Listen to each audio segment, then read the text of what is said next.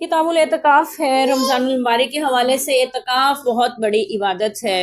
اعتکاف کا مطلب ہے دنیا سے کٹ کر اللہ کی بندگی میں لگ جانا۔ اور اعتکاف جو ہے یہ آپ نیت بھی کر سکتے ہیں کہ آپ کتنے دن کے لیے کرنا چاہ رہے ہیں، 10 20 30 پورے رمضان کا اعتکاف بھی کیا جا سکتا ہے، 20 دن کا بھی کیا جا سکتا ہے، سنت سے ہمیں ملتا ہے، لیکن زیادہ تر 10 دنوں کا کیا جاتا ہے آخری عشرے کی تاک راتوں میں لیلۃ القدر کی تلاش کے لیے زیادہ تر یہ ہوتا ہے، لیکن 3 دن کا بھی کر سکتے ہیں، اور آگے ہم حدیث پڑھیں گے 1 دن کا اعتکاف بھی کیا جا سکتا ہے۔ بعض کے نزدیک یہ ہے کہ آپ مسجد میں اگر گئے ہیں تھوڑی دیر کے لیے، آپ وہاں پہ اس نیت سے بیٹھ جائیں کہ میں جب تک یہاں پہ ہوں تب تک اعتکاف میں ہوں، تو یہ تھوڑی دیر کا اعتکاف بھی آپ کر سکتے ہیں۔ یعنی یہ اعتکاف کا مطلب یہ ہوتا ہے کہ دنیاوی امور، دنیاوی باتیں، دنیاوی مشاغل سے کٹ کر اللہ کی بندگی، عبادت، ذکر، اذکار، تلاوت اور نماز تسبیحات میں لگے رہنا، یہ اعتکاف ہے۔ اور اس کی فضیلتیں بھی بہت زیادہ ہیں۔ بعض روایات کے مطابق یہ ہے کہ 1 دن کا اعتکاف انسان کو جہنم سے 3 خندقوں جتنا دور کر دیتا ہے، اور 1 خندق کا فاصلہ زمین سے آسمان تک کے فاصلے کے برابر ہے۔ یعنی اعتکاف اتنی بڑی عبادت ہے، تو آپ جب اللہ کے لیے ساری دنیا سے کٹ کے بیٹھ جاتے ہیں تو اللہ تعالیٰ بھی آپ کی قدردانی فرماتے ہیں اور اتنی فضیلت و عظمت سے نوازتے ہیں۔ ہمارے ہاں یہ بھی ہوتا ہے کہ ہم ساتھ میں موبائل بھی رکھ کے بیٹھے ہوتے ہیں، اور پھر ساری دنیا کے مشاغل اس میں ہم مصروف ہوتے ہیں۔ یہ اعتکاف نہیں ہے، اعتکاف کا مقصد پورا نہیں ہوتا اس طرح۔ اعتکاف کا مقصد ہی تب پورا ہوتا ہے جب ہم پوری طرح سے یکسوئی کے ساتھ رب کی بندگی میں لگے رہیں۔ اور یہ بھی کرتے ہیں ہم لوگ کہ اعتکاف کیا ہوتا ہے اور ٹولیوں کی صورت میں بیٹھ کے باتیں کرنا شروع ہو جاتے ہیں، سیاست پہ، اپنے معاملات پہ، اپنی زراعت پہ، اپنے ملکی حالات پہ، اپنے گھریلو حالات پہ۔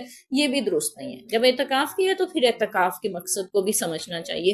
اور بعض مساجد میں یہ اہتمام بھی ہوتا ہے کہ رمضان کی تاک راتوں میں لمبے لمبے جلسے کروائے جا رہے ہوتے ہیں، اس میں عبادت اگرچہ وہ ایک طرز تو ہے، یعنی عبادت کی ایک قسم تو ہے کہ نیکی کا حکم دیا جا رہا ہوتا ہے، برائی سے روکا جا رہا ہوتا ہے جلسوں کی تقریروں میں، اور ساتھ میں ایمان افروز واقعات ذکر ہو رہے ہوتے ہیں صحابہ اکرام کے، نبی پاک صلی اللہ علیہ وسلم کے، اولیاء اکرام کے۔ تو لیکن اعتکاف کا جو مقصد ہے وہ عبادت ہے، تو بہرحال عبادت کی ایک قسم کہی جا سکتی ہے، لیکن اس کو ایک مستقل صورت اختیار کر لینا کہ ہر تاک رات کو پوری رات مولویوں نے تقریریں کرنی ہیں، آپ کوئی عبادت نہیں کرتے ہیں، کوئی نوافل نہیں پڑھتے ہیں، کوئی تسبیح ذکر اذکار نہیں کرتے ہیں، بس تقریریں سن رہے ہوتے ہیں، اور صبح فجر پڑھ کے وہ سوتے ہیں کہ سارا دن آپ کی آنکھ نہیں کھلتی ہے، تو یہ طریقہ کار بھی درست نہیں ہے۔ ٹھیک ہے، تھوڑا بہت کوئی درس آپ کو دے مناسب سا، جس سے آپ کی اصلاحی اعمال کی اصلاح ہوتی رہے، تو ایک الگ بات ہے، تو لیکن اس کو ایک پوری رات کے لیے رکھنا یہ مناسب نہیں ہے، واللہ اعلم۔ تو یہاں پہ ہم اعتکاف سے متعلق چند ایک باتیں، ہاں اعتکاف میں کچھ امور، جیسے حج میں کچھ پابندیاں ہیں نا، احرام میں کچھ پابندیاں ہیں، جیسے روزے کی کچھ پابندیاں ہیں، اسی طرح اعتکاف کی بھی کچھ پابندیاں ہوتی ہیں کہ اعتکاف جب آپ کر لیں، نیت کر لیں اور آپ مسجد میں اعتکاف کی نیت سے داخل ہو جائیں، پھر اس کے بعد آپ بلا ضرورت مسجد سے باہر نہیں نکل سکتے، کسی کی عادت کرنے بھی نہیں جانا، کسی کی شادی میں شرکت نہیں کرنی، کسی بازار میں نہیں جانا، آپ نے کسی کے جنازے میں بھی شرکت نہیں کرنی، یہاں تک آتا ہے۔ لیکن بعض اس کی رخصت بھی دیتے ہیں کہ آپ جنازے میں شرکت کر سکتے ہیں، اگر کوئی عزیز قریبی ہے آپ کا تو آپ جا سکتے ہیں، واللہ اعلم، لیکن بلا ضرورت مسجد سے نہیں نکل سکتے۔ یعنی اگر آپ کو قضاء حاجت وغیرہ کے لیے جانا پڑ رہا ہے، یا کسی کو غسل وغیرہ کے لیے جانا پڑ رہا ہے، تو ہمارے ہاں آج کل مساجد کے ساتھ ہی یہ ساری چیزیں میسر ہوتی ہیں، تو باہر زیادہ نہیں جانا پڑتا، اس لیے وہیں پہ بھی رہ سکتے ہیں۔ اور یہ بھی ہے کہ اگر کسی کو ایسی جگہ پہ اس نے اعتکاف کیا ہے کہ وہاں سحری افطاری کا انتظام نہیں ہے، اور اسے سحری افطاری لینے کے لیے بازار تک جانا پڑتا ہے، تو اپنی ضرورت کے لیے جا بھی سکتا ہے، اور یا پھر کسی شخص کی جو معتکف نہ ہو، نمازی ہو، مسجد میں آنے جانا ہو، اس سے کہہ سکتے ہیں کہ وہ آپ کے لیے سحری لیتا ہے، افطاری لیتا ہے بازار سے، آپ اس کو پیسے وغیرہ دے سکتے ہیں تاکہ آپ کو مسجد سے باہر نہ جانا پڑے۔ لیکن بے وجہ بلا ضرورت اگر آپ مسجد سے باہر نکلیں گے تو آپ کا اعتکاف ٹوٹ جائے گا، اور پھر اس ٹوٹے ہوئے اعتکاف کو آپ کو بعد میں ادا کرنا ہوگا، کیونکہ یہ نبی پاک صلی اللہ علیہ وسلم کی سنت سے ہمیں ملتا ہے۔ اور پھر یہاں پہ یہ بھی مسئلہ ہمیں پتہ چلتا ہے کہ وہ خواتین جنہوں نے اعتکاف کیا ہو اور حیض کی وجہ سے ان کا اعتکاف ٹوٹ جائے، یعنی شرعی عذر کے سبب، تو انہیں بھی اپنے اس اعتکاف کو اگلے سال یا جب بھی زندگی میں موقع ملے ادا کرنا ہوگا. تو اگرچہ ایک نفلی عبادت ہے لیکن جب آپ اس کو اپنے اوپر لاگو کر لیتے ہیں تو پھر اس کو پورا کرنا ہوتا ہے. نبی پاک صلی اللہ علیہ وسلم کا یہ ہوا تھا کہ آپ نے اعتکاف فرمایا تو آپ کے ازواج مطہرات نے بھی مساجد میں خیمے گاڑ لیے. آپ نے دیکھا کہ یہ کیا ساری ازواج مطہرات کے خیمے گڑے ہوئے ہیں.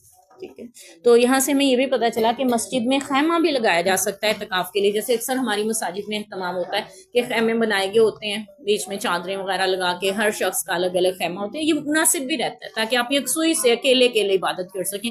لیکن بعض مساجد میں جو زیادہ عوام ہوتی ہے جہاں پہ یہ ممکن نہیں ہوتا تو وہاں پہ ایسے ہی اعتکاف بھی کیا جا سکتا ہے. بس نیت ہے آپ کی اعتکاف کی اور آپ وہاں بیٹھے ہوئے ہیں, عبادت کریں, وہیں پہ سو رہے ہیں, وہیں پہ کھا پی رہے ہیں, وہیں پہ آپ رہ رہے ہیں, یعنی 10 دن تک. جیسے مسجد حرمین شریفین میں بھی ایسا ہی ہوتا ہے, یا بڑی بڑی ہماری مساجد جو ہیں ان میں ایسا ہی ہوتا ہے. وہاں پہ خیمے نہیں لگائے جاتے, بغیر خیموں کے ہی اعتکاف ہو رہا ہوتا ہے. تو وہ بھی کیا جا سکتا ہے, لیکن خیمے لگانا بھی سنت ہے اور اس سے یکسوئی کا احساس زیادہ رہتا ہے انسان کو.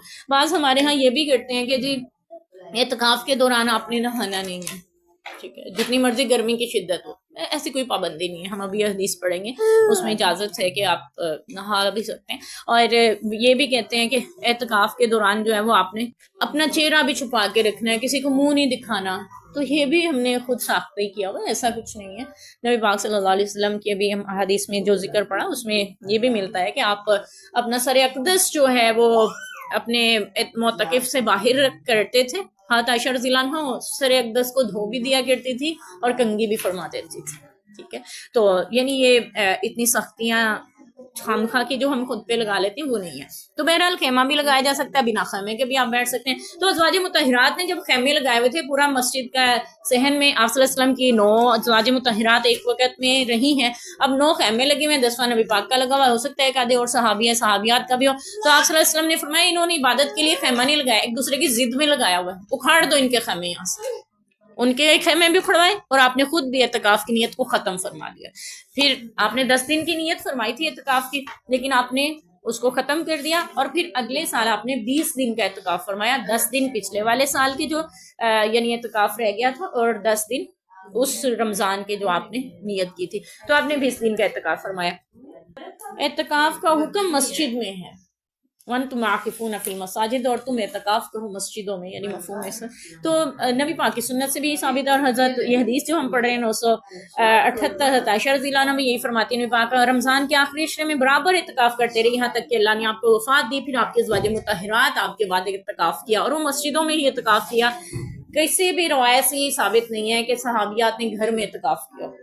ہاں, ایسے مدرسے جو مسجد سے ملحق ہوں وہاں پہ جماعت نماز آپ مسجد میں امام کے ساتھ ادا کر سکتے ہیں. ان میں اگر اہتمام ہے تو وہاں پہ آپ اعتکاف کر سکتے ہیں, کیونکہ اس کو بھی مسجد سے ملحق قرار دیا جا سکتا ہے, یعنی ایسی جگہ میں. لیکن اکیلے اپنے گھر میں بیٹھ کے اعتکاف کرنا یہ سنت سے ثابت نہیں ہے. گھروں میں اعتکاف نہیں. ہاں بہت سی ہم ایسی باتیں لا سکتے ہیں کہ عورت کی نماز گھر میں افضل ہے, جوڑی میں افضل ہے, کمرے میں افضل ہے, اس سے بھی افضل. نمازوں کے بارے میں کہا جا سکتا ہے, آتا بھی ہے حدیث میں, اعتکاف کے بارے میں نہیں. اعتکاف مسجدوں میں ہی ہے, چاہے وہاں مسجد میں اہتمام ہے تو کریں, نہیں ہے تو پھر آپ اہتمام کروائیں مسجدوں میں. جی, حدیث نمبر 979 میں بھی حضرت عائشہ رضی اللہ عنہ فرماتی ہیں, پاک صلی اللہ علیہ وسلم اپنا سر اقدس میری طرف جھکا دیتے, آپ مسجد میں معتکف ہوتے تھے, میں آپ کی کنگھی کر دیتی تھی, آپ معتکف ہوتے تھے, تو گھر میں بلا ضرورت تشریف نہیں لاتے تھے, آپ گھر نہیں آتے تھے. حضرت امیر المومنین عمر بن خطاب سے پوچھا گیا کہ انہوں نے کہا کہ میں نے یہ نظر مانی تھی, میں ایک رات کعبہ میں اعتکاف کروں گا, کیا اس نظر کو پورا کروں یا نہیں؟ آپ نے فرمایا تم اپنی نظر پورا کرو, اس کو پورا کرو. تو اس سے یہ پتا چلا ایک تو یہ کہ اعتکاف کی نظر بھی مانی جا سکتی ہے, منت ماننا, اور دوسرا یہ کہ آپ ایک رات کا اعتکاف بھی کر سکتے ہیں. 2 باتیں ہمیں یہ پتا چلی. اور پھر یہ وہی روایت ہے حدیث نمبر 181 جس میں ہمیں یہ پتا چل رہا ہے کہ مسجد میں خیمے گاڑے تھے, جس کی ہم بات کر چکے. تو آپ صلی اللہ علیہ وسلم نے فرمایا تھا کہ اب اگلے جو ہے اعتکاف, پھر آپ واپس ہو گئے, پھر آپ نے اعتکاف نہیں کیا بلکہ شوال میں 10 دن کا اعتکاف کیا. رمضان کی بجائے شوال میں آپ نے اعتکاف کیا 10 دن کا, وہ قضا ادا کی جو آپ نے نیت کی ہوئی تھی. اچھا, یہاں پہ ایک بات ہو رہا ہے کہ اعتکاف میں روزہ شرط ہے یا نہیں؟ ٹھیک ہے، آپ نے اعتکاف کیا ہے تو روزہ شرط ہے یا نہیں؟ تو بعض کہتے ہیں شرط ہے، بعض کہتے ہیں روزہ اعتکاف کی شرط نہیں ہے۔ روزہ ایک الگ عبادت ہے، اعتکاف ایک الگ عبادت، اس کی یعنی عام لوگوں کو تو ضرورت نہیں پڑتی، لیکن وہ مریض جو کہ روزہ نہیں رکھ سکتے، ٹھیک ہے، بہت سے ہمارے ہاں ایسے پیشنٹس ہوتے ہیں، ایسے مریض ہوتے ہیں جیسے شوگر وغیرہ کے مریض ہیں، بی پی کے مریض ہیں، نہیں رکھا جاتا لیکن وہ اعتکاف کرنا چاہتے ہیں تو وہ اعتکاف کر سکتے ہیں۔ اور ایسی صورت میں روزہ نہیں بھی ہے تو روزے ظاہر اس کا فدیہ دے رہے ہیں یا پھر روزہ رکھوا رہے ہیں، تو اس صورت میں وہ اعتکاف کر سکتے ہیں۔ یہاں پہ بھی ہمیں پتہ چلا نبی پاک صلی اللہ علیہ وسلم نے شوال میں 10 دن کا اعتکاف کیا تھا ان 10 دنوں کے بدلے، لیکن یہ نہیں ملتا کہ آپ نے پھر اس میں روزے بھی رکھے تھے، ٹھیک ہے، بغیر روزے کے صرف اعتکاف کیا، اور اعتکاف ایک الگ عبادت ہے۔